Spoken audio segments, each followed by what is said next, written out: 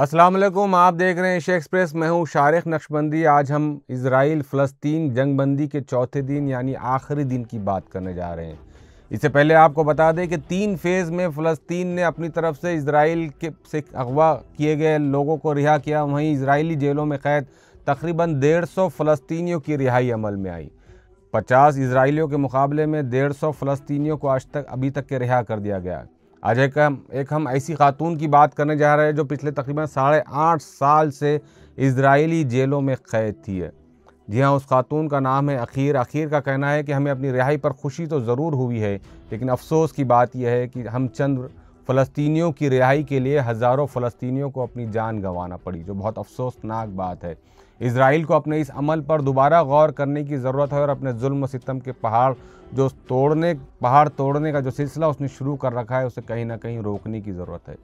अखीर पिछले 8.5 सालों से इजरायली जेल में कैद थी और जब यह 48वें दिन इजराइल और फ़लस्तीन की जंगबंदी का फ़ैसला किया गया और उसके बदले में कैदियों की रिहाई अमल में लाने की शर्त रखी गई, उसी लिस्ट में अखीर का भी नाम था। अखीर को पिछली रात एमनेस्टी इंटरनेशनल के अहलकारों ने हमास के लड़ाकुओं को हवाले किया, जहां अखीर अपने शौहर से फ़ौरन मुलाकात करती है। उसके बाद जब घर जाती है तो उसकी माँ की खुशी का ठिकाना नहीं रह पाता। ऐसी एक अखीर नहीं बल्कि हज़ारों फ़लस्तीनी ख़वातीन आज भी इजरायली जेलों में कैद है। इतना ही नहीं, मर्द और ख़वातीन कैद है, बल्कि वो मासूम बच्चे 8, 10 और 15 साल की उम्र के बच्चे भी फ़लस्तीनी जेलों में कैद है, जिन्हें कैदियों के रिहाई के बदले में यानी 3rd फेज़ में फ़लस्तीनी बच्चों की रिहाई भी अमल में आई है। जी हाँ, जिनकी उम्रें 8 साल से लेकर 15 साल तक है। इन फ़लस्तीनी बच्चों पर इल्ज़ाम था कि इन्होंने इजरायली फ़ौजियों पर पत्थर बरसाए। इसी इल्ज़ाम के तहत ये पिछले तकरीबन 3-4 सालों से इजरायली जेलों में कैद थे। आपको बता दें कि फ़लस्तीन इजराइल जंगबंदी के 4 दिन का आज वक्त ख़त्म हो रहा है। वहीं अमेरिकी सदर जो बाइडन ने इजराइल और फ़लस्तीन से दोबारा अपील की कि वो जंगबंदी को जारी रखे, ताकि गज़ा के आम शहरियों को बुनियादी सहूलियात से वाबस्ता चीज़ें, खाने पीने की अशिया, ईंधन और मेडिसिन ज़्यादा से ज़्यादा तादाद में फ़राहम की जा सके। पिछले 4 दिनों में जंगबंदी के दौरान जो इमदादी सामान गज़ा में पहुँचाया गया, उससे बड़ी हद तक राहत महसूस हुई है गज़ा के आम शहरियों को, और उन्होंने इस जंगबंदी को मज़ीद आगे ले जाने की अपील भी पूरी दुनिया से की है।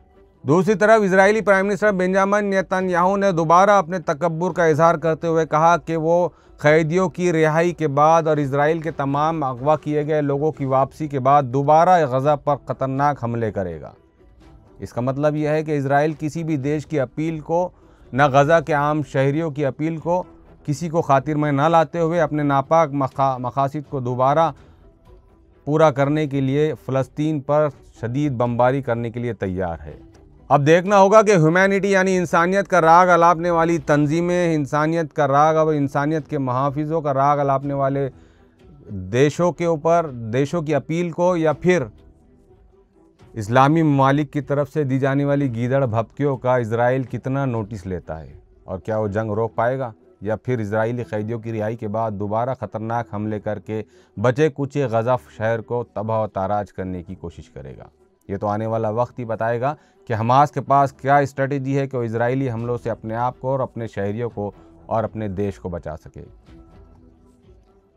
तो ये था एशिया एक्सप्रेस का शॉर्ट अपडेट, हमने आप तक पहुंचाने की कोशिश की है। आपसे दरख्वास्त है कि आप हमारे अखबार रोज़नामा एशिया एक्सप्रेस का तफसीली मुताला कर सकते हैं। साथ ही देश और दुनिया के हालात से अपडेट रहने के लिए शॉर्ट अपडेट्स का सिलसिला हमने शुरू किया है। उम्मीद है आपको ज़रूर पसंद आया होगा। अपनी राय कमेंट बॉक्स में ज़रूर लिखें। हमारे चैनल को शेयर करें, सब्सक्राइब करें और कमेंट ज़रूर करें। शुक्रिया।